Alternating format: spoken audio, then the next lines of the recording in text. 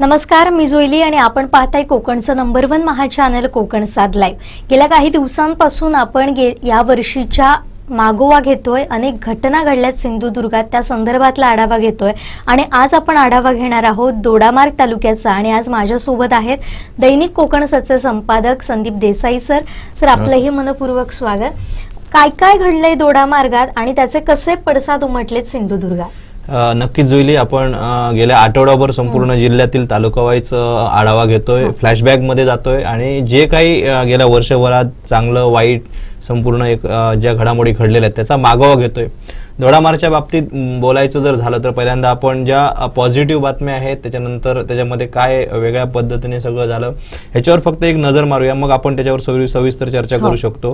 तर एकूणच आपले जे दर्शक आहेत त्यांना दोडामार्ग तालुक्यामध्ये गेल्या वर्षभरात जे काही चांगलं वाईट घडलेलं आहे, दोडामार्ग वासियांसाठी जे काही दोडामार्गमध्ये घडलेलं आहे त्यावर आपण चर्चा करू। सगळ्यात महत्त्वाची दोडामार्ग तालुक्यातली जी ठळक घडामोड आणि दोडामार्ग वासियांच्या कायम स्मरणात राहील अशा प्रकारची जी घडामोडाने जो एक महत्त्वाचा टास्क होता तो लोकसहभागातून दोडामार्गवासियांनी एक रुग्णवाहिका निर्माण केली, कारण 9 ते 10 लाख रुपये त्या ठिकाणी आवश्यक होते आणि तशा प्रकारची रुग्णवाहिका मला वाटतं जिल्ह्यात पहिल्यांदा असेल की लोकांनी 1-1 रुपये देऊन अशा प्रकारची रुग्णवाहिका लोकांसाठी उपलब्ध केलेली आहे आणि तिचं आत्ताच लोकार्पण झालं आणि ती जनसेवेत त्या ठिकाणी दाखल होणार। कारण दोडामार्गची जी संपूर्ण एकंदरीत रुग्णसेवा आणि रुग्णांचं जे आरोग्य जपलं जातं त्यासाठी गोव्यावर अवलंबून राहतं आणि बरेचसे रुग्ण गोव्यात जातात, त्याच्यासाठी ह्या रुग्णवाहिकेची गरज होती आणि ती लोकांच्या सहभागातनं रुग्णवाहिका लोकांनी उपलब्ध केली, ही महत्त्वाची घडामोड होती। त्याच्यानंतर दोडामार्गचे सगळ्यात एक अभिमानाची दोडामार्गवासियांसाठी जी गोष्ट होती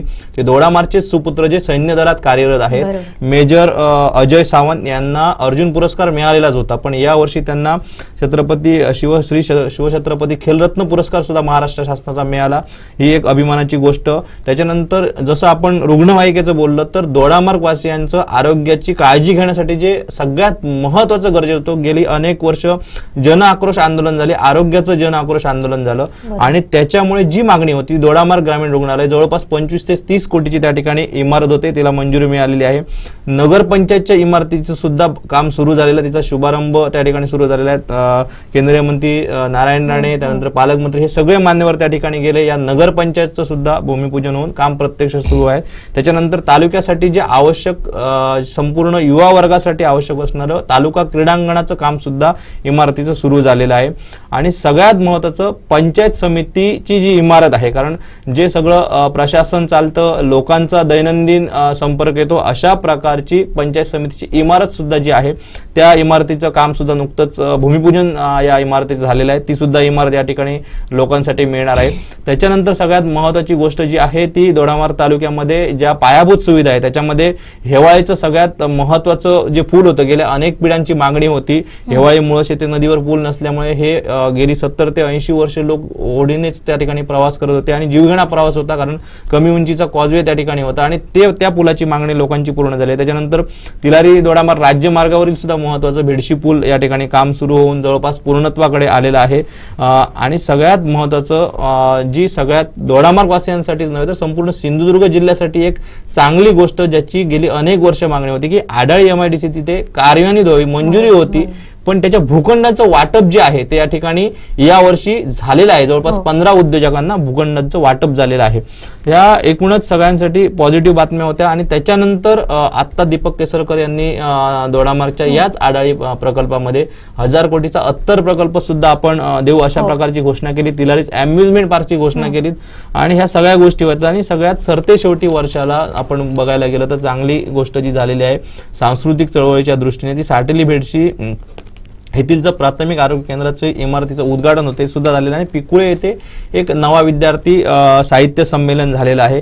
अशा प्रकारच्या ज्या ह्या घडामोडी आहेत त्या महत्त्वाच्या घडल्या। त्यानंतर शैक्षणिक व सांस्कृतिक गोष्टींमध्ये बोलायचं झालं तर दोडामार्गचे जे प्रतिदेश उद्योजक आहेत जे कुठच्याही राजकीय क्षेत्रामध्ये कार्यरत नाहीत मात्र सामाजिक क्षेत्रात ते सातत्याने करत असतात, प्रत्येक गोष्टीमध्ये त्यांचा त्या ठिकाणी स्वतःचा हातभार असतो, तर त्यांनी दोडामार्ग मधील जे गुणवंत म्हणजे गुणवत्ता धारक विद्यार्थी आहेत, गुणवंत जे 10वी-12वी मध्ये अतिशय चांगले टॉपर आहेत, मात्र त्यांना आर्थिक परिस्थितीमुळे पुढे जाता येत नाही, तर अशा प्रकारच्या मुलांना दत्तक घेऊन त्यांना IPS त्यानंतर IAS अधिकारी घडवण्यासाठी त्यांच्या शिक्षणाची जबाबदारी उचलली आणि ते सुरू झालेलं आहे। या वर्षापासून त्यांनी तो उपक्रम हाती घेतलाय। श्रीमती सुशीला मेमोरियल ट्रस्टच्या माध्यमातून हा ते उपक्रम घेत आहेत। याच वर्षी दोडामार्ग पत्रकार समितीने सुद्धा एक चांगला उपक्रम राबवला, जे दोडामार्गमध्ये 10वी-12वी आणि अशा प्रकारचे गुणवंत विद्यार्थी आहेत त्या सगळ्यांचा सन्मान केला। त्याच्यामध्ये प्रत्येक तालुक्यातील सगळ्या शिक्षकांना सुद्धा निमंत्रित केलं आणि एक चांगला कार्यक्रम या वर्षीच्या पूर्ण वर्षभरात तो करता आला। आणि सगळ्यात महत्त्वाचं म्हणजे सांस्कृतिक मेजवानी आणि दोडामार्गच्या सांस्कृतिक चळवळीला एक मोठं ऊर्जितावस्था देणारा, एक प्रेरणा देणारा अशा प्रकारचा जो दोडामार्ग महोत्सव असतो, दोडामार्ग दीपावली शो टाइम, तो दोडामार्गच्या वक्रतुंड मंडळाने केला। त्यामुळे ही सुद्धा एक महत्त्वाची जी गोष्ट होती ती लोकांच्या आठवणीत राहण्यासारखी, कारण त्या ठिकाणी अनेक गायक सुद्धा आलेले होते, तर ही एक महत्त्वाची त्यामध्ये घटना होती। त्याच्यानंतर ह्या सगळ्या पॉझिटिव्ह गोष्टींनंतर दोडामार्ग वासियांनी या वर्षभरात काय केलं ते सुद्धा तितकंच महत्त्वाचं आहे।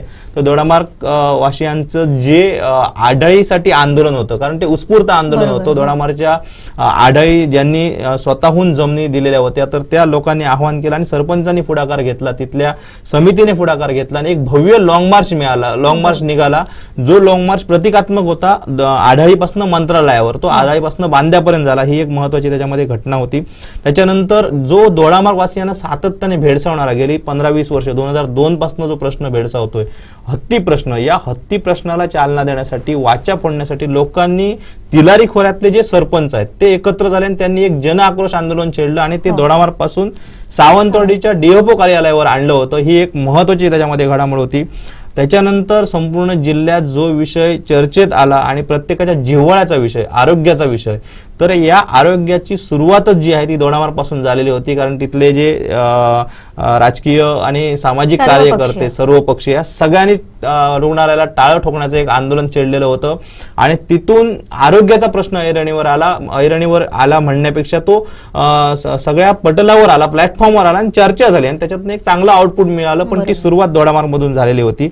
आणि एक सगळ्यात आठवणीत आणि एक थोडंसं कडू गोड अशा प्रकारची घटना म्हणतात, तर दोडामार्ग मध्ये लँड माफियांचं जे अतिक्रमण सध्या सुरू आहे, तर सासोलीतलं जे लँड माफियांचं प्रकरण होतं ते चर्चेत राहिलं बऱ्याच दृष्टीने। आणि अशा प्रकारे या महत्त्वाच्या घडामोडी होत्या। क्राईमच्या दृष्टीने आपण जर बोलायचं झालं तर दोडामार्ग मध्ये गोव्यातील एका महिलेचा घोडगेवाडीत खून झालेला होता आणि तिला आणून त्या पुलाखाली टाकलेली होती। तर आणि सगळ्यात महत्त्वाचं, हा खून झाला दोडामार्ग मध्ये, पण त्याचा 4 तासात उलगडा झालेला होता। म्हणजे तिथले पोलीस अधिकारी, ऋषिकेश अधिकारी त्या ठिकाणी होते, त्यांनी अतिशय तपासाची सूत्र हलवली आणि 4 तासात त्याचा छडा लावलेला होता। त्याच्यानंतर अजून एक धक्कादायक दोडामार्गसाठी जी बाब होती ती सगळ्यात महत्त्वाचं जर सांगायचं झालं तर सासोली जे दोडामार्गचं आहे ते अक्षरशः ड्रग माफियांचं केंद्र बनतंय अशा एका अहवालात बाब पुढे आली होती आणि ती धक्कादायक दोडामार्गवासियांसाठी बाब होती। आणि त्याच्यानंतर काही गांजा ओढताना सुद्धा युवक जे आहेत ते सासोलीत ओढले गेले आणि आत्ताच अलीकडे वर्षाच्या सरतेशेवटी गोव्यामध्ये परमेतील एका युवकाला सुद्धा या प्रकरणात अटक केलेलं होतं। तर ह्या सगळ्या फ्लॅशबॅक मध्ये जात असताना ज्या पॉझिटिव्ह सगळ्यात महत्त्वाच्या बातम्या आहेत त्याच्यामध्ये काहीशा निगेटिव्ह आहेत, सगळ्या घडामोडी आहेत, पण अजून एक दुर्दैवी जर बोलायचं झालं तर या वर्षीचं वर्ष मात्र दोडामार्गवासियांसाठी चांगलं राहिलं, पण दोडामार्गमध्ये सगळ्या पूर्ण सांस्कृतिक चळवळीत आणि एक सामाजिक चळवळीत जे अग्रेसर राहिलेले होते ते दोडामार्ग व्यापारी संघाचे तालुकाध्यक्ष लव मिरकर यांचं एक दुःखद निधन झालं। त्याच्यानंतर सामाजिक कार्यकर्त्या उपमा गावडे यांचं सुद्धा या वर्षात निधन झालेलं होतं। तर या गोष्टींना जर आपण उघडलं तर यावर्षी बाकी दोडामार्गला अतिशय आपण बघायला गेलं तर हे चांगलं वर्ष राहिलं, कारण दरवर्षी दोडामार्गमध्ये तिलारीतल्या नदीला पूर येतो, त्याच्यानंतर पूरस्थिती असते, त्यानंतर पावसाळ्यामध्ये मोठमोठी वादळं आणि ह्या सगळ्या गोष्टींमध्ये दोडामार्गचा नेहमी फटका बसतो, अगदी टोकाचा तळ कोकणातील हा तालुका असल्यामुळे। मात्र या वर्षी अशा प्रकारच्या संकटांना कुठे दोडामार्गवासियांना सामोरं जावं लागलं नाही। जे सर्त वर्ष आहे, आपण अगदी पूर्वसंध्येला बोलतोय आणि हे सर्त वर्ष एकच दिवस वर्षाचा शिल्लक आहे, हे सगळ्यात दोडामार्गवासियांसाठी यासाठी यावर्षी पॉझिटिव्ह आणि सकारात्मक वर्ष राहिलं। कारण 2 मी तुला ज्या महत्त्वाच्या गोष्टी सांगितल्यात, महत्त्वाची दोडामार्गवासियांनी हक्काची रुग्णवाहिका निर्माण केली, आरोग्याच्या दृष्टीने सक्षमीकरण केलं, त्याच्यानंतर जो रोजगाराचा प्रश्न आहे लोकांचा, जिव्हाळ्याचा प्रश्न आढळीत तो आडाईत सुद्धा प्रश्न सोडवण्यासाठी लोकांनी आंदोलन छेडलं आणि त्याची जमेची बाजू जी आहे ती त्याला 15 लोकांना भूखंडाचं वाटप झालेलं आहे. त्यामुळे येत्या वर्षामध्ये याचं पॉझिटिव्ह कुठेतरी मिळेल अशी अपेक्षा करायला जुईली हरकत नाही. तर हा अशा प्रकारे फ्लॅशबॅक महत्वाचा दोडामार्गचा होता. तर आता आपण या घटना बघितल्यात, सकारात्मक, नकारात्मक, मात्र आपण पहिल्यांदा वळूया तो म्हणजे आरोग्याकडे. अगदी. आरोग्याचा मुद्दा अतिशय ऐरणीवर आला होता. आपण पाहिलं की तुम्ही सांगताय की रुग्णवाहिकेचं लोकार्पण झालं, लोकसहभागातून रुग्णवाहिका आपण मिळवू शकतो हे दाखवून दिलं, कारण एकजूट तिथं दिसून आली. दुसरीकडे एकजूट अशीच दिसून आली, ती थोडीशी निगेटिव्ह होती. मात्र एकजुटीतून काय होऊ शकतं हे पुन्हा एकदा दोडामार्गवासियांनी त्या आंदोलनातून दाखवून दिलं. म्हणजे ग्रामीण रुग्णालयाला टाळ ठोकायला गेलेले सर्व पक्षीय मात्र त्यांनी पुन्हा आम्हाला डॉक्टर द्या अशी मागणी केली आणि ते डॉक्टर आम्ही तुम्हाला देतो म्हणून मंजुरी सुद्धा आली, ते पत्र सुद्धा आलं आणि त्यामुळे जे आंदोलन होतं ते कुठेतरी स्थगित झालं. मात्र पुन्हा एकदा म्हणजे केवळ दोडामार्ग नाही तर आपण पाहिलं तर सिंधुदुर्गात सुद्धा आरोग्याची तीच स्थिती आहे. नेमकं काय घडलं होतं, त्यानंतर कोकण साद लाईव्हनं अगदी आरोग्याचा पोस्टमार्टम केला होता आणि त्याचे आपण इफेक्ट पण पाहिले, इम्पॅक्ट पण पाहिले. सर्व पक्षांनी त्याची दखल घेतली, अगदी मंत्र्यांनी घेतली. विधानसभेत हा विषय चर्चेला गेला, आरोग्य मंत्र्यांपर्यंत हा विषय चर्चेला गेला आणि त्यांनी पॉझिटिव्ह अशी बातमी समोर आणली, ती म्हणजे लवकरात लवकर सिंधुदुर्गचं आरोग्य सक्षम होणार. मात्र त्याची सुरुवात होती ती दोडामार्गातून. काय घडलं होतं? अगदी बरोबर आणि वस्तुस्थिती आहे जुईली. कारण आपण बोलायचं झालं तर सर्वप्रथम या दोडामार्गच्या आरोग्यावरच बोलूया. तर सकारात्मक पहिली गोष्ट जी आहे, कारण आरोग्याच्या अनेक समस्या आहेत त्या दोडामार्गला भेडसावत आहेत. कारण सिंधुदुर्ग जिल्ह्यातला हा शेवटचा अगदी तालुका आहे. जवळपास 1999ला या तालुक्याची शेवटला निर्मिती झाली या 8 तालुक्यांमध्ये आणि 22-23 वर्षांचा हा जो तालुका आहे पूर्ण आपण बघितला तर आज 24 वर्षामध्ये दोडामार्ग किती पुढे गेलं आणि कशा पद्धतीने डेव्हलपमेंट झाली. मात्र आरोग्याच्या बाबतीत दोडामार्ग हा पूर्णपणे मागे होता आणि अशातनंच ह्या रुग्णवाहिकेची संकल्पना, तिथे जे डॉक्टर कार्यरत होते, डॉक्टर ज्ञानेश्वर येवळे, लोकांसाठी अतिशय तळमळीने आणि प्रामाणिक काम करणारा हा डॉक्टर, देवदूत म्हणून त्याला ओळखलं जायचं. मात्र या डॉक्टरने एक संकल्पना मांडली. घटना अशी होती की एका गरोदर महिलेला दोडामार्गमधून जे अधिकचे उपचार आहेत ते करण्यासाठी गोव्याला हलवायचं होतं. मात्र शासनाची तिथे रुग्णवाहिका होती, ती एकच रुग्णवाहिका होती आणि ती ऑलरेडी एक रुग्ण घेऊन गोव्यात गेलेली होती. त्याच्यामुळे पर्यायी रुग्णवाहिका नव्हती. मग अशा वेळी काय करायचं, कारण बाकीच्या सगळ्या आपण जिल्ह्यातल्या तालुक्यांमध्ये बघितलं, शहरांमध्ये बघितलं तर पॅरलाल खाजगी त्यानंतर ट्रस्टच्या अशा रुग्णवाहिका आहेत, पण दोडामध्ये ती रुग्णवाहिका नव्हती आणि हीच संकल्पना आली. त्याच्यानंतर सगळ्या क्षेत्रातील मान्यवर मंडळी पुढे आलीत आणि डॉक्टरांची एक संकल्पना ह्या सगळ्यांना एक फोन करून सगळ्या लोकांना बोलवून आणि मांडली. अवघ्या जुईली तुला सांगतो 1.5 तासामध्ये 7 लाखाची वर्गणी जी आहे, लोक वर्गणी, कारण 10 ते 12 लाख ह्या सगळ्या गोष्टींसाठी आवश्यक होते आणि लोकांनी उत्स्फूर्तपणे त्याच्यामध्ये योगदान दिलं आणि त्या ठिकाणी वर्गणी जाहीर केली की आपण याच्यामध्ये लोकसहभाग देतो. त्याच्यानंतर जे काही मोहीम राबली त्या 2-3 महिन्यामध्ये हे सगळे पैसे तयार झालेत आणि आत्ताच त्या रुग्णवाहिकेच्या लोकार्पण झालेलं आहे. रुग्णसेवा ट्रस्ट दोडामार्ग अशा पद्धतीने त्या ठिकाणी ते कार्यरत आपण करतोय आणि लोकांची रुग्णवाहिका आहे. प्रत्येकाला म्हणून आपण म्हटलंय की हक्काची रुग्णवाहिका, लोकांना तिचा लाभ होणार आहे. आणि ह्या सगळ्या समस्या भेडसावत असताना त्याच दरम्यान दोडामार्गच्या वैद्यकीय अधिकाऱ्यांची सावंतवाडीमध्ये बदली झाली. कारण स्त्रीरोग तज्ज्ञ असणारे तज्ज्ञ डॉक्टर जे जिल्ह्यात आहेत ते मोजकेच आहेत, 4 डॉक्टर. आणि सावंतवाडीतले ज्यावेळी दुर्भाटकर डॉक्टर सेवा निवृत्त झाले त्यावेळी सावंतवाडीचा प्रश्न होता आणि अशा वेळेला दोडामार्गचे जे रुग्ण आपले डॉक्टर होते त्यांना सावंतवाडीत आणले गेलं आणि तिथूनच खरं या आरोग्याच्या आंदोलनाची ठिणगी पडली. आणि त्याच्यानंतर जे काही प्रॉब्लेम्स निर्माण झाले, कारण त्या ठिकाणी सगळ्या गोष्टी होत होत्या, लोकांनी आता यापूर्वी आंदोलनं केली, त्याच्यामुळे मोठं रुग्णालय होतंय. आज जवळपास 25 कोटीच्या आसपास एवढी भव्य इमारतीचं काम सुरू आहे त्या ठिकाणी. मात्र उपचार देणारे डॉक्टरच नाही म्हटल्यानंतर लोकांच्या त्या भावना एकदम तीव्र झाल्या आणि या आंदोलनाला सर्व पक्षीयांनी त्या ठिकाणी सहभाग दिला आणि प्रशासनाला त्या ठिकाणी एक मोठा इशारा दिला की तुम्ही आमच्या मागण्या पूर्ण करा, डॉक्टर द्या, सगळ्यात महत्वाचं त्या ठिकाणी इन्फ्रास्ट्रक्चर उभं करा, अन्यथा आम्ही टाळ ठोकू. आणि ते आंदोलन झालं आणि त्यावेळी या लोकांनी पटवून दिलं की सिंधुदुर्ग दोडामार्ग तळ कोकणामधला दोडामार्ग तर आहे, पण सिंधुदुर्ग जिल्ह्यात सुद्धा आरोग्याची काय अवस्था हे ज्यावेळी पटलावर आलं त्यावेळी संपूर्ण जिल्ह्यामध्ये या आरोग्याचा जागर झाला.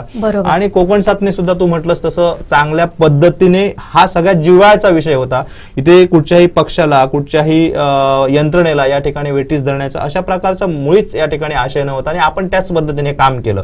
त्याचा इतका चांगला फायदा झाला, तू म्हटलंस त्याचे आज रिझल्ट दिसत आहेत 2 महिन्यांनी. सिंधुदुर्ग सिंधुदुर्गची जी आरोग्य यंत्रणा होती ती सक्षम आहे, पण ग्रामीण भागात या ठिकाणी ज्या पद्धतीने वैद्यकीय अधिकारी दिले पाहिजेत ते संपूर्ण राज्यामध्ये तीच परिस्थिती आहे. आणि ह्याच्यामध्ये सिंधुदुर्ग जी पायाभूत दृष्ट्या मागे आहे, म्हणजे किती आपण जरी गोष्टी केल्यात तरी जवळच्या गोवा राज्यामध्ये जी आरोग्य यंत्रणा वैद्यकीय सुविधा पुढे गेलेल्या आहेत, जवळच्या लगतच्या कोल्हापूर बेळगावमध्ये ज्या पद्धतीने हॉस्पिटल मोठमोठी उभी आहेत, अशा प्रकारची यंत्रणा इथे नाहीये.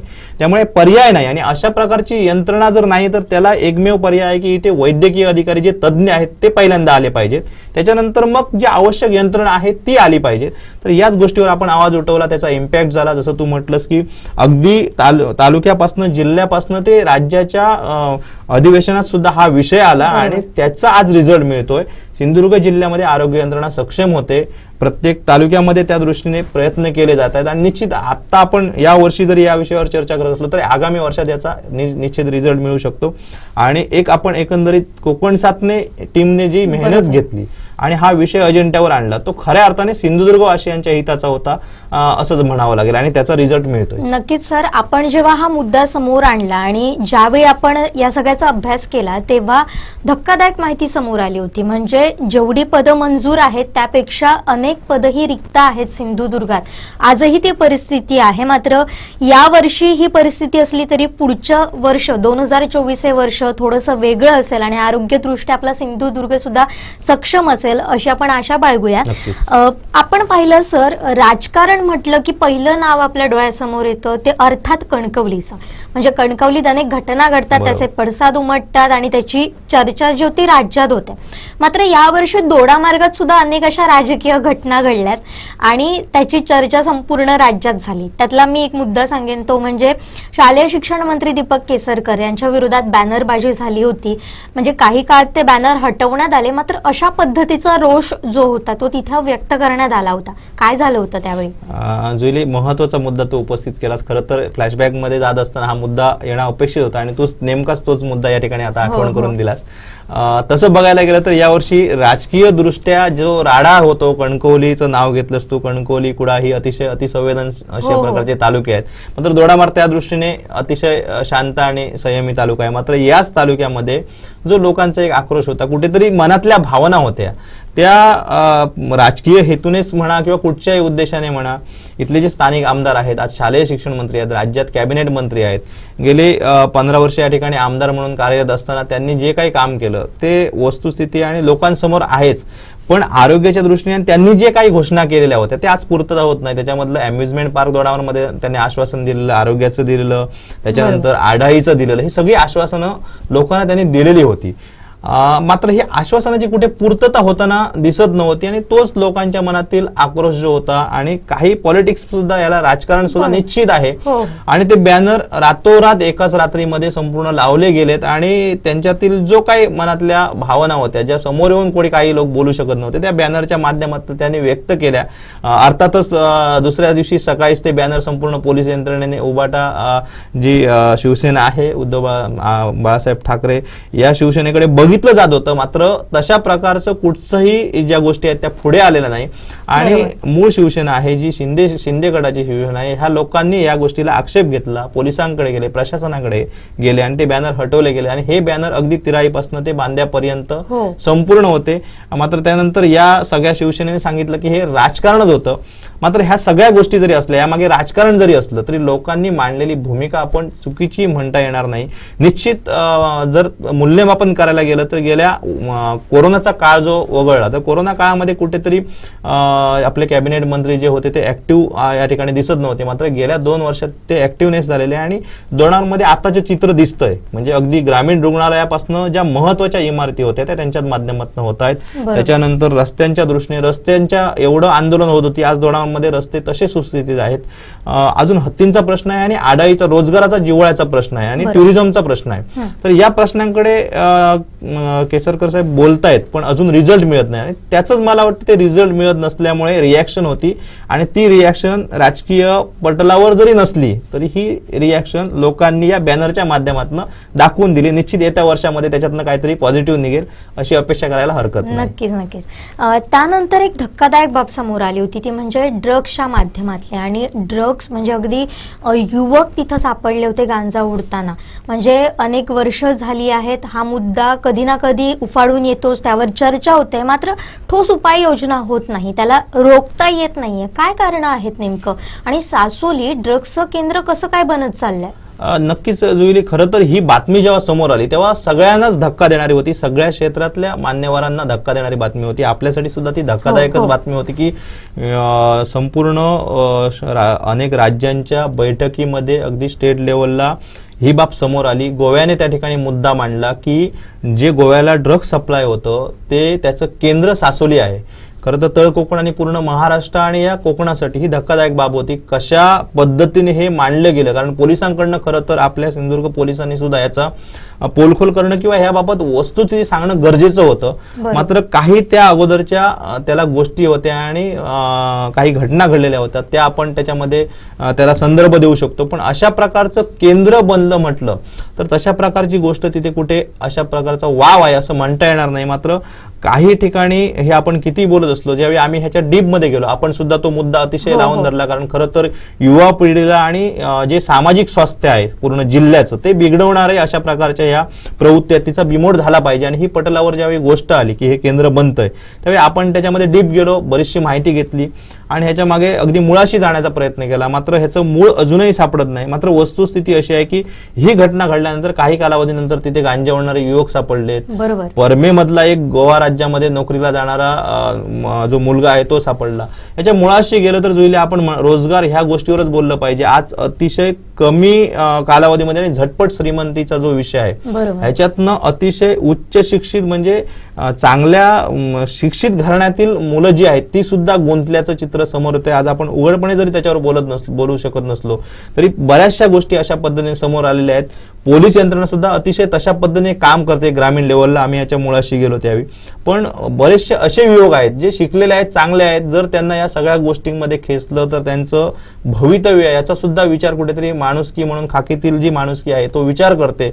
मात्र अशा पद्धतीने नुसतं थांबून चालणार नाही. जर सांगून समजावून अशा प्रकारच्या प्रवृत्ती ऐकत नसतील तर त्याच्यासाठी इथली यंत्रणा आहे, प्रशासन आहे, त्यांनी ठोस पावलं उचललीच पाहिजेत. कारण निश्चित केंद्र जरी नसलं तरी ह्याला कुठेतरी सुगावा लागतोय, वाव आहे की अशा प्रकारच्या घडामोडी ज्या आहेत त्या घडतायत. फक्त त्याला एक मार्ग त्यांना जो आहे, कारण बाकीच्या दृष्टीने गोव्याने सगळ्या सीमा सील केलेल्या आहेत. मात्र महाराष्ट्रातील जे तिलारीचे कालवे जात आहेत आणि ज्या अंतर्गत रस्ते आहेत या रस्त्याचा वापर करून इथली जी स्थानिक मंडळी जरी नसली तरी बाहेरचे ह्याच्यामध्ये जे गुंतलेले जे व्यावसायिक आहेत आणि अशा चुकीच्या प्रवृत्तींमध्ये वावरणाऱ्या ज्या हस्ती आहेत त्या हस्ती निश्चितच याच्यामध्ये कार्यरत असू शकतात. आणि या दृष्टीने पोलिसांनी जर तपास केला तर याच्यात बरंच काही निघू शकतं. पण ज्यावेळी पोलीसच विभाग सांगतोय की अशा पद्धतीने हे सुरू आहे तर ह्याला कुठेतरी निश्चित वाव आपण म्हणायला पाहिजे आणि या दृष्टीने सजग झालं पाहिजे. पालकांनी सुद्धा सजग होणं गरजेचं आहे. कारण एवढा मोठा विषय जर अजेंड्यावर येतोय आणि प्रशासन सांगतंय तर आज मला वाटतं पालकांची सुद्धा तितकीच जबाबदारी आहे. कारण अजूनही महत्वाचा विषय या सगळ्या गोष्टींमध्ये जे जे आढळलेत ते पूर्णपणे यंग जनरेशन आहेत. अगदी 18 पासून ते 30 या वयातली ही सगळी यंग जनरेशन आहे आणि वेगवेगळ्या पद्धतीने ह्या सगळ्या गोष्टींमध्ये गुंततात आणि हे अतिशय धोकादायक आहे. विचार करण्याची गोष्ट आहे, लोकांनी सजग होण्याची गोष्ट आहे. अगदी महत्वाचा तुम्ही मुद्दा मांडलाय. ज्या पद्धतीनं पोलीस प्रशासन त्यांचं काम करते, कुठेतरी ही कीड अजून पसरू नये, संपूर्ण जिल्ह्यात त्याचे वारे वाहू नयेत यासाठी रोखण्याचा प्रयत्न पोलीस प्रशासन करते. मात्र त्याचबरोबर पालकांनी सुद्धा सजग राहणं तेवढंच आवश्यक आहे. मात्र हे घडत असताना गेल्या अनेक वर्षांपासूनचा मुद्दा आहे तो हत्तींचा. हत्तींनी दोडा मार्गात अक्षरशः धुमाकूळ घातलाय. मध्यंतरी अशा घटना सुद्धा घडल्यात ज्यात प्राण सुद्धा गमवावे लागलेत अनेक शेतकऱ्यांना.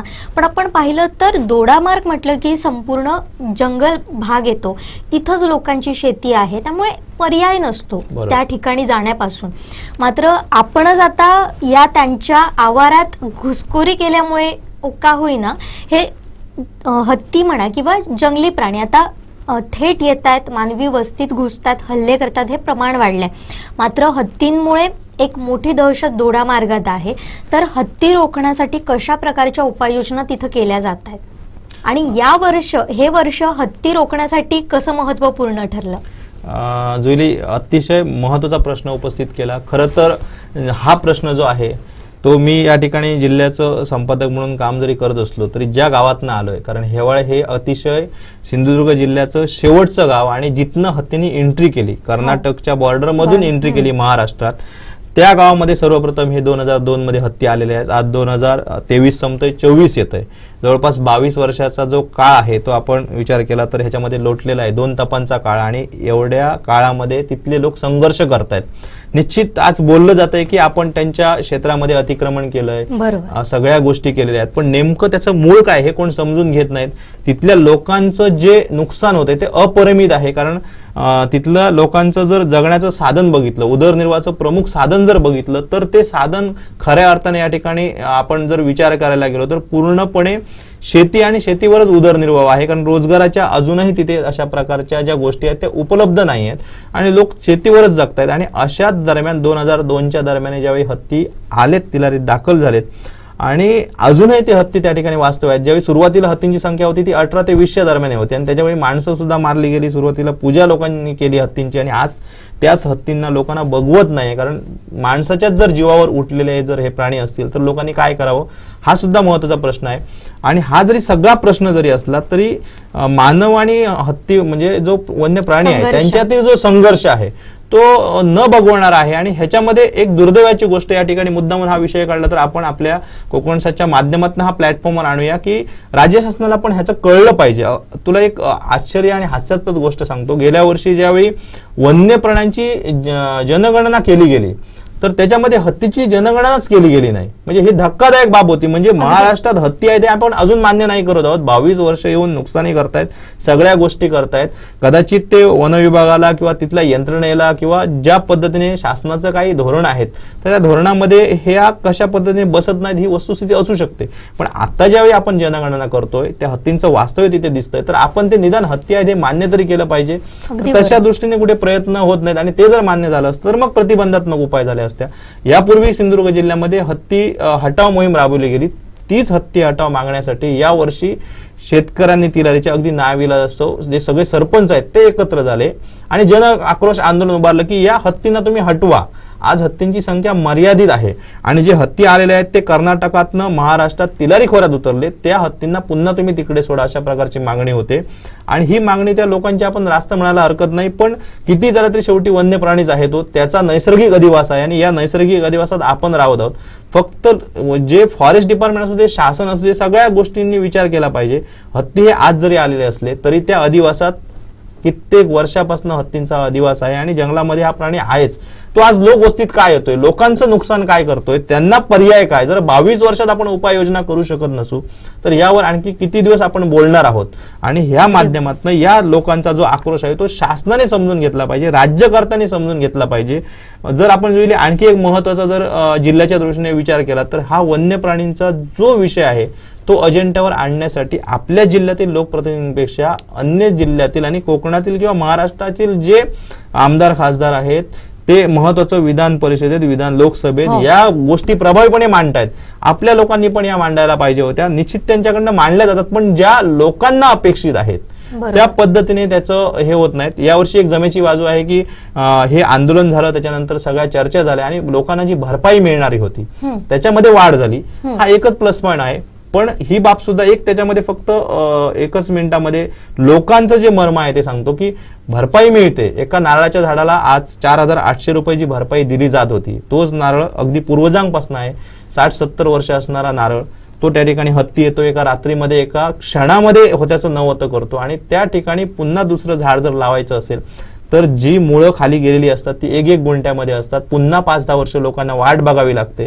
ह्याचं मूल्यमापन कोण करतच नाहीये. आणि ह्या गोष्टींकडे ज्यावेळी हे सकारात्मक दृष्टिकोनातनं ज्यावेळी अधिकारी बघतील, लोकप्रतिनिधी बघतील त्यावेळी लोकांचं दुःख त्यांना कळेल की आपण भरपाई देतोय म्हणजे सगळं काही करतोय अशातलं भाग नाहीये. पुन्हा जर त्या लोकांना हे शेत उभं करायचं असेल तर तो काळ कुठून आणायचा त्या लोकांनी, ही 10-20 वर्ष कुठून आणायची, पैसे आणून सगळ्या गोष्टी करू. कारण हे सगळं नैसर्गिक उगवणार आहे, ते काय एका रात्रीमध्ये आपण सगळं टाकून आज टाकणार उद्या निर्माण होणार अशा प्रकारचा भाग नाही. तर अशा ह्या ज्या गोष्टी आहेत त्या निश्चित असं बोलण्यासारखं खूप आहे पण आपल्याकडे वेळेची पण कालमर्यादा आहे. त्यामुळे सगळ्यात महत्वाचा जो जिव्हाळ्याचा हा हत्ती प्रश्न आहे, कारण हत्ती आणि मानव संघर्ष हा न संपणार आहे. ही समस्या जी आहे ती सिंधुदुर्गातली जटिल आहे. फक्त दोडामार्गपुरती मर्यादित जरी आज असली तर याच्यापूर्वी सुद्धा हत्ती कुडाळपर्यंत येऊन गेलेले आहेत. त्यामुळे सिंधुदुर्ग जिल्ह्याचं खऱ्या अर्थाने हे एक मोठी समस्या आहे असं म्हटलं तर चुकीचं ठरणार नाही. याच्यावर आत्ताच आपण सजग झालं पाहिजे, कारण लोकांनी जो उठाव केला, प्रशासनाकडे जी मागणी केली, त्याच्यातनं एकच फक्त रिझल्ट मिळाला. हत्ती हटावची मागणी होती, भरपाईमध्ये वाढ झाली. लोकांची भरपाई वाढ जी मागणी आहे ती कायमच राहील, पण बंदोबस्त केला पाहिजे, ठोस उपाययोजना केला पाहिजेत, त्या तिथे होत नाहीत.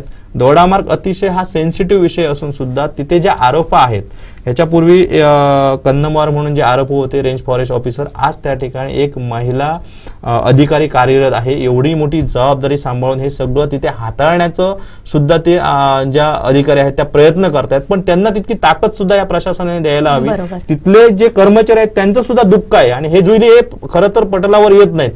दिवसभर आपल्या वनांची जे आहे ते संरक्षण करायचं, त्या सगळ्या नोंदी ठेवायच्या, रात्री परत हत्तींची ड्युटी करायला लोकांच्या सोबत जायचं. तर ह्या सगळ्या गोष्टी समजून ज्यावेळी लोक घेतील, लोकांच्या अडचणी समजून घेतील, इथल्या प्रशासनाच्या अडचणी समजून घेतील आणि राज्य स्तरावरून केंद्र स्तरावरून ज्या दिवशी सकारात्मक निर्णय होतील तो दिवस लोकांसाठी निश्चित चांगला असेल. आणि मला वाटतं तू जसा उल्लेख केलास ते येणाऱ्या वर्षात हे झालं तर नक्कीच लोकांसाठी ही गुड न्यूज असेल.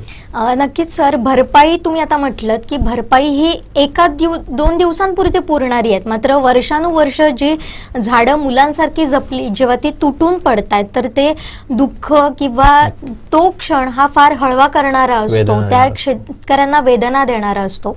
आणि हे घडत असताना कुठेतरी हत्तींपासून माणसांचं सुद्धा संरक्षण ही सुद्धा जमेची बाजू आहे, तिथं सुद्धा शासनानं बघणं आज गरजेचं आहे. हे घडत असताना सिंधुदुर्गातला आणि दोडामार्गातलाच कळीचा मुद्दा असतो तो म्हणजे रोजगाराचा. आणि यावर्षी एक सकारात्मक बाब किंवा एक गुड न्यूज समोर आली होती, ती म्हणजे आडाळीबाबतची. बहुप्रतीक्षित असा हा प्रकल्प, मात्र लॉंग मार्च घडला, पुन्हा एकदा एकजूट सिंधुदुर्गवासियांची दिसून आली आणि त्यानंतर भूखंडाचं वाटप झालं. आणि नुकतीच शालेय शिक्षण मंत्री दीपक केसरकर यांनी अत्तर प्रकल्पाची सुद्धा घोषणा केली आहे. कसं यावर्षी आपलं रोजगाराचं एक नवं साधन इथं उपलब्ध होऊ शकतं या माध्यमातून? नक्कीच होईल. खरं तर आढाळीकडे फक्त दोडामार्ग पुरतं मर्यादित न बघता या तळकोकणातील हे महत्वाचे जे आपले 3 तालुके आहेत, सावंतवाडी, वेंगुर्ला आणि दोडामार्ग, ह्या सगळ्यांना त्याचा फायदा होऊ शकतो. या दृष्टीने बघणं गरजेचं आहे. आणि सगळ्यात प्लस पॉईंट जो आहे तो लोकांनी एवढी वर्ष आंदोलनं करण्याची आढाईसाठी वेळच लागता कामा नये होती. ह्याच्यामध्ये कोण चुकलं, कोण लोकप्रतिनिधी कमी पडले, कोणी काम केलं नाही, ह्याच्यावरच बोलत राहण्यापेक्षा आज सगळं जर योगायोग जुळून आलंय, जे एकमेकांशी भांडत होते ते सगळे आज सत्तेचे वाटेकरी आहेत. आज बघितलं आपण राज्याचं राजकारण, जिल्ह्याचं राजकारण, तर सगळे हे राजकारणी एकत्र आलेले आहेत. त्याच्यामुळे जो विरोध होता, कुठच्या गोष्टीला विरोध होत होता, ते विरोध करणारे आज नाही म्हटल्यानंतर या लोकांनी अगोदर एकत्र आलं पाहिजे. आणि लोकांच्या जिव्हाळ्याचा हा प्रश्न आहे. मला वाटतं इथे एकमेव अशा प्रकारची ही हा प्रकल्प आहे. आणि हा एवढी मोठी MIDC म्हणजे उद्योगनगरी उभी होणार होती, तर तिथल्या लोकांनी स्वखुशीने जमिनी दिलेल्या आणि 10 वर्ष या गोष्टीला झाली, लोक स्वखुशीने जमिनी देतात. आपल्याकडे काय होतं, एखादा प्रकल्प आला की विरोध केला जातो. नक्कीच जर तो विनाशकारी असेल तर त्याला विरोध हा होणारच, 100% होणार. मात्र इथं लोकांनी स्वतःहून जमिनी दिल्या होत्या, मात्र तिथे सुद्धा इतका वेळ लावला जातो, हा सुद्धा कुठेतरी रोष होता. आणि त्याच्याच माध्यमातून आंदोलन सुद्धा करण्यात आलं आणि आंदोलन झाल्या भूखंडाचं वाटप करण्यात आलं. नक्की याला काय म्हणावं? असं झालेलं आहे की आज प्रशासनाचं आणि या लोकप्रतिनिधी सुद्धा असं झालंय म्हणायला पाहिजे की एखाद्या बाळाला सुद्धा रडल्याशिवाय दूध मिळत नाही, तर अशी ह्यांची बघण्याची मानसिकता झालेली आहे असं याला म्हणावं लागेल. आणखी याच्यापेक्षा दुसरे आपण त्याचं कुठच्याही प्रकारचं विश्लेषण करू शकत नाही. कारण तू म्हटलंस तसं वास्तव आहे की किती आणि काय काय मागावं, कारण लोकांना जे पाहिजे ते तुम्हाला जर माहीत आहे आणि त्याच्यासाठीच तुम्हाला आपण राज्य शासनाच्या सगळ्या या सिस्टीम मध्ये तुम्हाला एंट्री दिली आहे, लोकांनी तुम्हाला मत दिलेलं आहे, तर या लोकांच्या जिव्हाळ्याचे प्रश्न आपण प्राथम्याने सोडवले पाहिजे. ज्यासाठी आपण किती काळ आणि किती तप लोकांची आपण ज्या संयम आहे तो पाहावा. आणि हाच संयमाचा बांध तुटला आणि तिथल्या लोकांनी हे लॉंग मार्च काढलं. प्रतिकात्मक लॉंग मार्च होतं, म्हणजे तो प्रतिकात्मक काढून त्यांनी मंत्रालयापर्यंत नेत होते, पण बांद्यामध्ये त्याचं तुर्तास स्थगिती दिलेली आहे. हा थांबलेला नाहीये आणि त्यांनी एक शासनाला संधी दिलेली होती. त्यावेळी इथल्या जे राज्यकर्ते आहेत, केंद्रामध्ये राज्यामध्ये जे काम करणारे मंत्रिमंडळ आहेत, या सगळ्यांनी आश्वासन दिलं आणि त्याचं एक पहिलं पाऊल म्हणायला हरकत नाही, पॉझिटिव्ह पहिलं पाऊल, की भूखंडांचं वाटप झालं. पण जुईली 5-6 वर्षांपूर्वी गोव्यामध्ये स्वतः दीपक केसरकरांनी पुढाकार घेऊन जे उद्योजक आहेत त्यांची एक परिषद भरवलेली होती आणि त्यांना आडाईत आणण्याचा प्रयत्न केलेला होता. मात्र तो अजूनही प्रयत्न त्यांचा जरी असला तरी जर भूखंडांचं वाटपच झालं नाही तर ते उद्योग कसे येणार हा संशोधनाचा विषय होता. आता 15 भूखंडाचं वाटप झालं, त्याच्यानंतर तू म्हटलंस तसं स्वतः इथलं जे लोकांचं नेतृत्व करतायत ते आपले मंत्री दीपक केसरकर यांनी सुद्धा एक अत्तराच्या प्रकल्पावर भाष्य केलंय. आणि सगळ्यात महत्त्वाचं तुला सांगतो, ज्यावेळी दोडामार्गच्या नगरपंचायतचं भूमिपूजन होतं त्यावेळी स्वतः आज केंद्रामध्ये जे वजनदार आपले मंत्री आहेत नारायण राणे साहेब यांनी सुद्धा सिंधुदुर्गच्या या भूमीमध्ये आढाळीमध्ये आणि दोडामार्गमध्ये अशा प्रकारचे कित्येक जे आपल्या मेडिकल सिस्टीमच्या दृष्टीने उद्योग आहेत अशा प्रकारचे बरेच उद्योजक इथे येतील असं एक आश्वासक त्या ठिकाणी विधान केलेलं होतं.